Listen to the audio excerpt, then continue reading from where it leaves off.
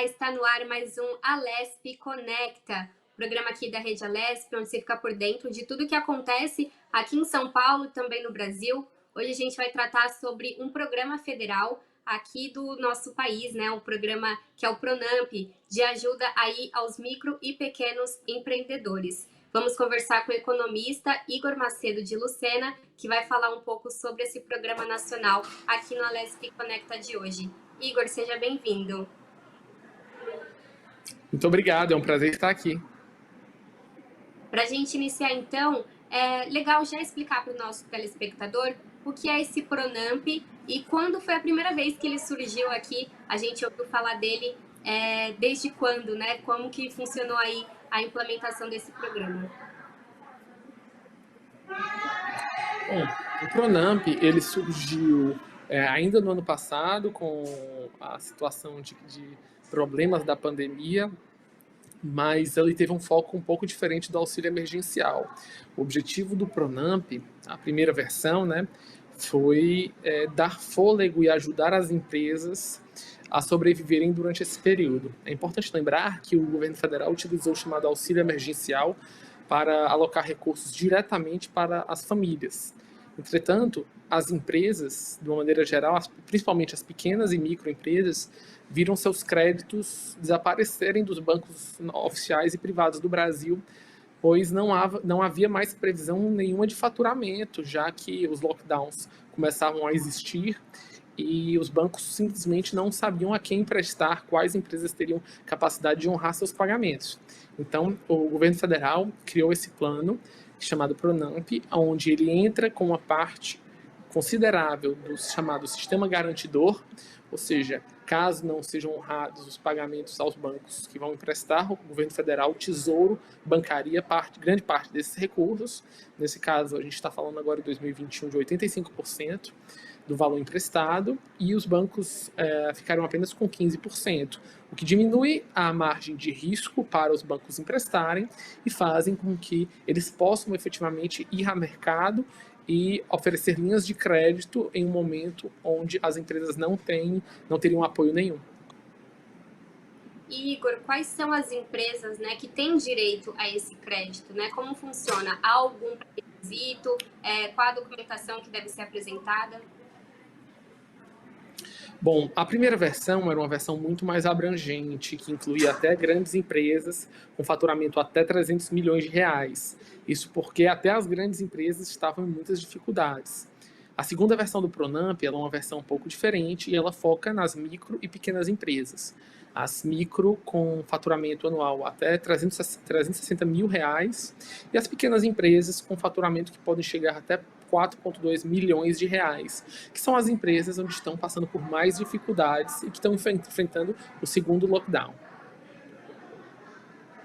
E como solicitar, né? A empresa deve entrar em contato por algum portal? Como fazer a solicitação? Porque deve, com certeza, passar aí por uma análise, né? Para verificar se ela está apta a receber esse crédito.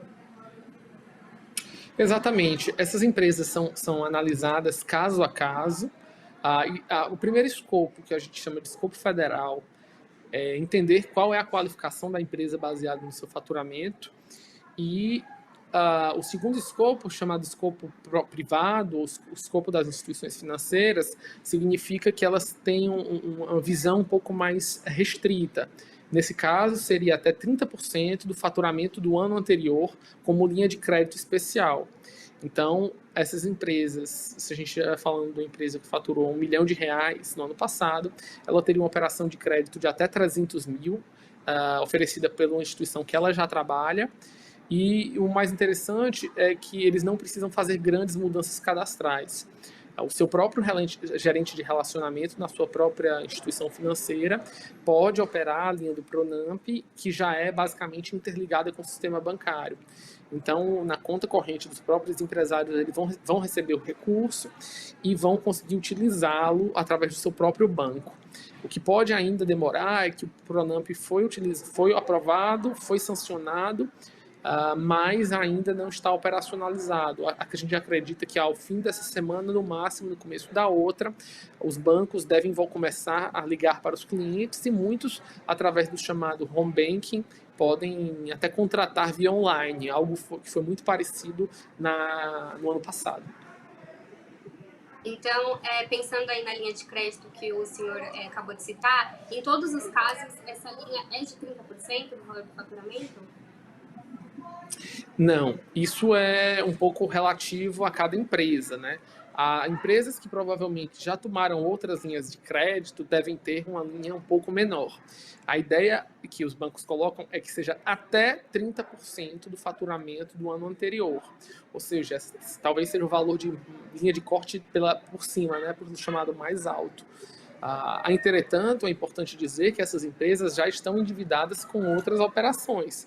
Isso significa que, muito provavelmente, nem todas conseguirão os 30%, mas isso não é um dinheiro dado, né?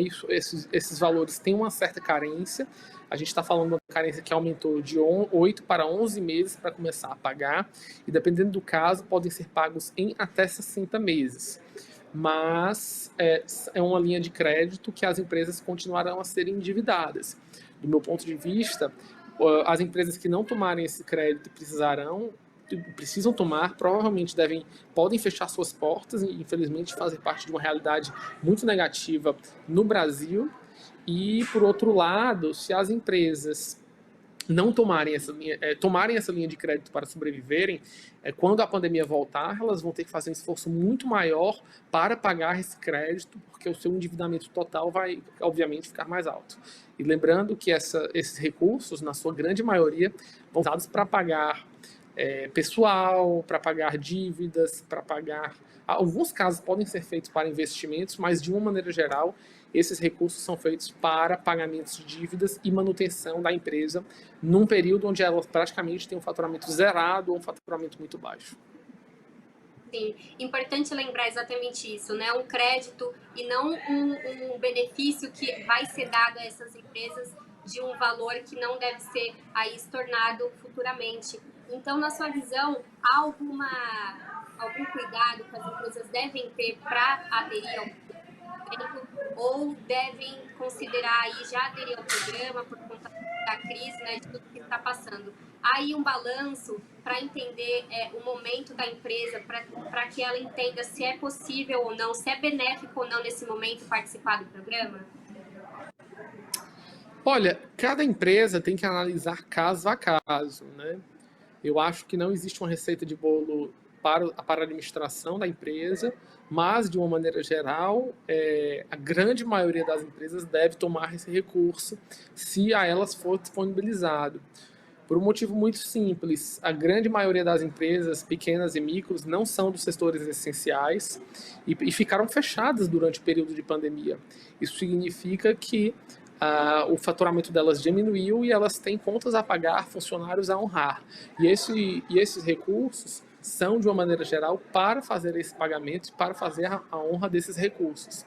Tanto é que esses recursos são proibidos de serem tomados para distribuição de lucros, pagamentos de royalties ou pagamento de bônus aos sócios, né? Ele, de uma maneira geral, tem que servir para a manutenção da própria empresa. Apesar disso ser extremamente difícil de ser fiscalizado, o objetivo é que esse recurso seja tomado para que a empresa não feche. Eu acho que esse é o ponto. Você deve tomar esse recurso se, dada todas as outras opções que você tenha disponível, se você não tomar, você vai quebrar a sua empresa, então é melhor tomar do que quebrar a empresa. A gente vai falar um pouco também das atualizações do Pronamp, né? Você já bem citou aí que agora o programa abrange essas pequenas e microempresas, né? Mas a gente sabe também que, infelizmente, aí empresas de um porte um pouco maior tiveram aí sentiram os impactos dessa crise, né, econômica que a gente está vivendo. Então, quando uma empresa sai desse patamar para o enquadramento, por exemplo, de uma pequena empresa, ela consegue aderir ao Pronamp também, mesmo após a sanção aí dessa lei, ela consegue pedir esse linha de crédito? Mudando, no caso, Alô? Mudando, na verdade, essa questão, né, do grande para o pequeno porte, migrando. Exato. O pequeno porte, ele pode existir também. Mas aí é uma questão que é complicada, porque a nova regra, ela estabelece um valor máximo de faturamento. Então, se a gente estiver falando aí de EIRELIs, de pequenas empresas, ou até mesmo de médias empresas, se essa empresa fatura até 4,8 milhões de reais ao ano, ela pode ter acesso a esse empréstimo. Se ele faturou 4,9 milhões ou 5 milhões, ela não tem mais esse acesso ao Pronamp, o que é uma situação um pouco complexa, porque muitos de empresas acima, empresas médias com faturamento acima de 5 milhões, também estão passando por dificuldades, mas infelizmente o governo federal não as colocou dentro desse novo Pronamp, o que torna a situação mais difícil, porque essas empresas terminam fazendo demissões e terminam fechando. Então, por mais que elas possam entrar no programa, algumas foram excluídas. E um outro ponto muito negativo é que a taxa antigamente, que era 1,25%, se tornou uma taxa maior, a gente está falando de uma taxa de 6%, mais a Selic. Então, o custo do dinheiro ficou ainda maior para as pequenas e microempresas. Entretanto, se a gente fizer uma análise com os juros de mercado de outras linhas mais tradicionais, ainda é uma das linhas mais baratas. Porque a gente já analisa empresas tomando recursos a 9, 10, 11% em recursos para médio prazo, passando de 20 a 30 meses para pagamento. Igor, além dessa questão aí da atualização do Pronamp referente às empresas que cumprem o requisito aí para participar do programa, quais outras atualizações tiveram no programa do ano de 2020, agora para esse que foi sancionado para 2021? Bom, essa parte da taxa de juros é uma mudança considerável.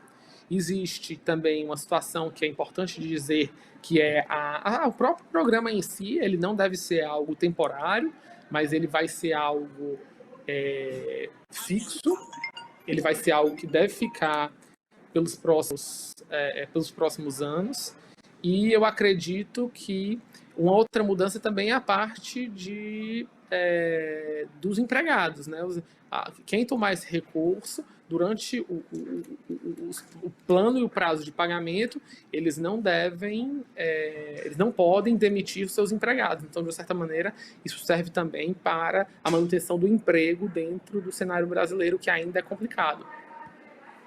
Por ele permanecer agora fixo, né, um programa que vai ser permanente, como você falou aí, ao longo dos próximos anos, há um prazo, por exemplo, de adesão para o Pronamp, ou durante esse tempo aí qualquer empresa, a qualquer momento, consegue fazer a solicitação desse crédito através do programa?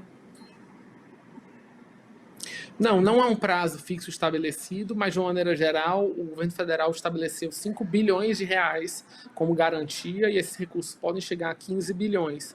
Então, o prazo específico que vai ser colocado é basicamente as garantias da União. Se esses recursos forem exauridos, então os bancos não entram com a participação deles, então a linha fica esgotada. Isso foi algo que ocorreu também em 2020 e deve se repetir ainda esse ano. E as linhas de créditos aí aprovadas para essas empresas no ano de 2020, elas tiveram um período aí, como você falou, né, de cerca de 9 meses para dar início a esse pagamento. Para essa linha, né, de crédito que foi pedida no ano de 2020 e teve início agora o pagamento provavelmente, ou vai ter agora em 2021, pode ter um prazo um pouco maior por conta desse novo pedido, ou eles têm que necessariamente iniciar o pagamento agora nesse ano? Não, eles teriam que iniciar o pagamento agora esse ano, mas há a possibilidade, dependendo do contrato, de adiar o início de pagamentos após 11 meses da contratação. Então, isso é uma situação também que pode variar de acordo com o contrato e de acordo com a instituição financeira.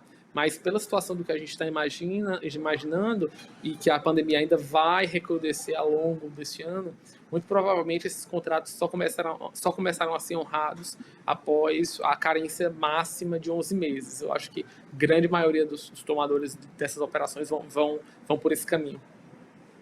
E para aderir ao programa, né, para conseguir entrar no Pronamp, pedir essa linha de crédito, é preciso dar alguma garantia para o governo que esse valor vai ser pago depois desse prazo? Não, do ponto de vista operacional, esses recursos são liberados com o aval da União, né? E a outra garantia é o próprio banco, né? Há casos que a gente já escutou em que os bancos pediram garantias de alguma parte de aplicação, ou que fizessem consórcios, ou algum tipo de outras operações bancárias, mas nada disso está objetivamente colocado no sistema. Né? Quem é o garantidor dessa operação com 85% é a própria União. Então é mais que suficiente para honrar qualquer problemas que os bancos tenham com pagadores como é que se diz, em dificuldades. Entretanto, se o credor não conseguir pagar isso, ele não fica devendo, ele vai ficar devendo não ao banco de maneira simples, mas à União. E a gente sabe que quando as pessoas devem à União, isso gera um conjunto de inadimplências, o nome da pessoa fica no cadinho, você começa a não poder tomar outras operações no mercado financeiro com bancos oficiais. Então, do ponto de vista de penalidade, não pagar o Pronamp é pior do que o que a gente já conhece com operações simples de mercado financeiro.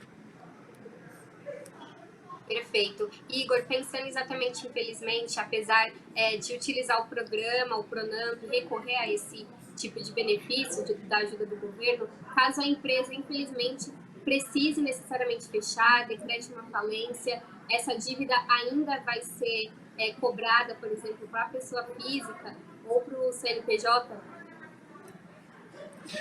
Grande maioria dos contratos, as pessoas são devedores solidários. Então, se a empresa não honrar, essa dívida vai ser cobrada dos sócios da empresa. Isso aí é uma questão que a grande maioria dos bancos vai colocar em contrato, porque em casos que eles não possam receber com o aval da União, ainda há aqueles 15% que o banco vai querer receber das pessoas, que a União não vai se solidarizar em relação a isso.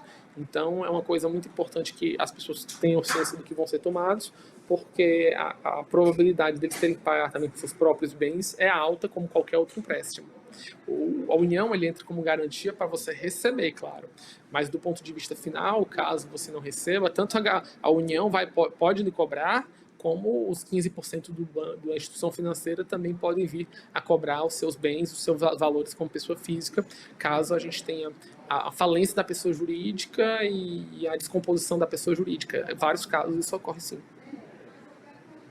E a lei que sancionou aí, trouxe o Pronamp de volta, foi agora decretada no fim do primeiro semestre, né? Eu queria saber da sua visão, se houve uma demora aí para atualização, se desde o início, na sua visão, esse programa deveria já ter sido permanente, sabendo aí, infelizmente, das dificuldades impostas por conta da pandemia?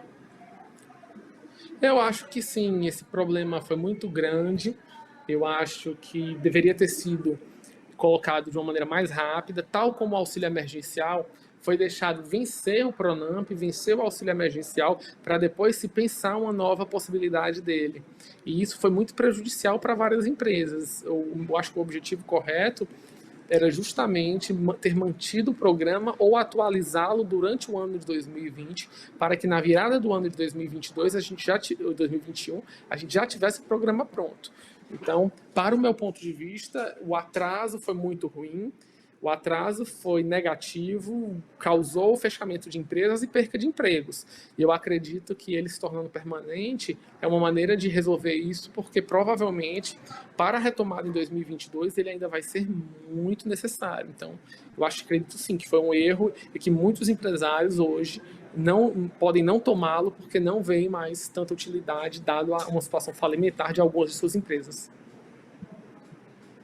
E alguns outros programas do governo, né, benefícios, né, para ajudar as pequenas empresas, foram lançadas ao longo da pandemia, não só o Pronamp.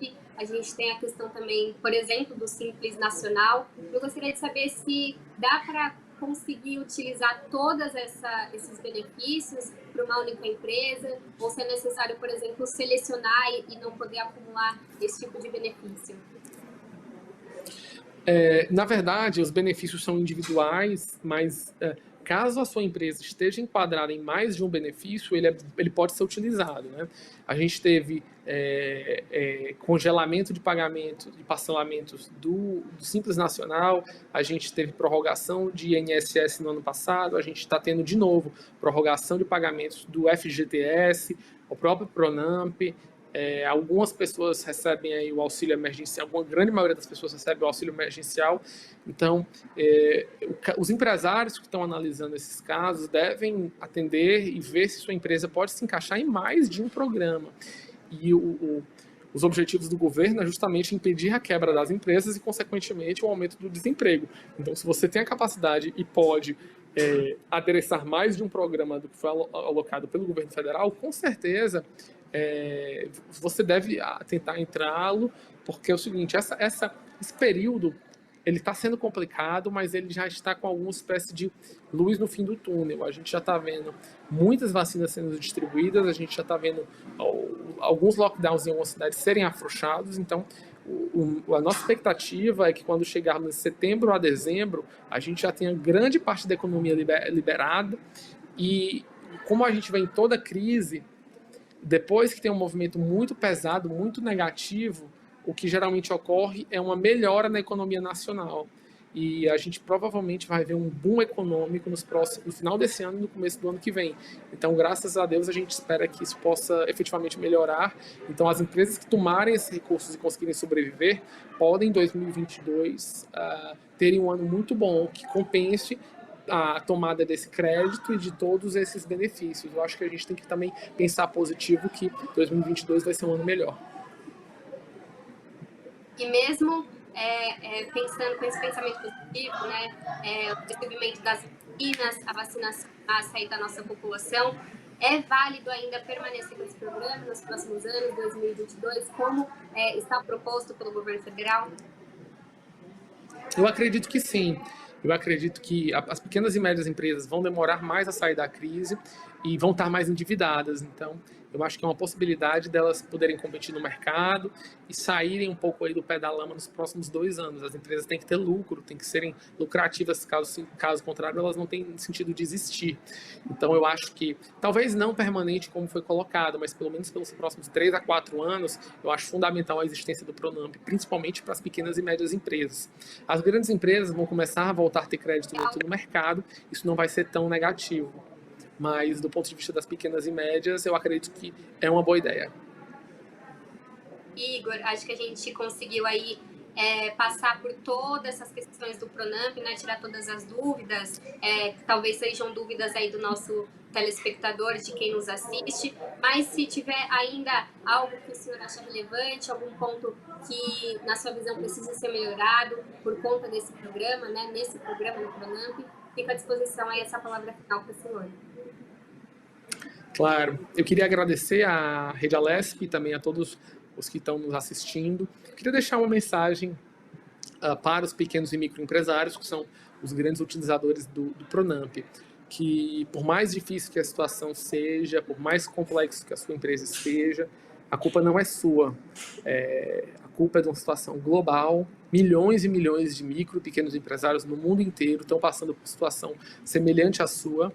E todos esses apoios que o governo federal, os governos estaduais, os governos municipais estão dando, têm que ser utilizados na sua máxima capacidade, porque a gente está num momento de dificuldade, mas o futuro é brilhante, o futuro vai ser positivo, e como a história econômica nos diz, depois de grandes movimentos de pandemias, de guerras, sempre há um boom econômico, uma vontade de viver, uma vontade de consumir das pessoas, e a gente vai esperar isso para o final desse ano, para o início de 2022, e essa vai ser a chance do seu negócio voltar a prosperar, das suas empresas voltarem a ter lucratividade. Então, eu quero deixar para a mensagem para o empresariado: não desista, persista, vamos trabalhar, vamos inovar e nós todos vamos sair dessa e a economia nacional, junto com as suas empresas, vão melhorar.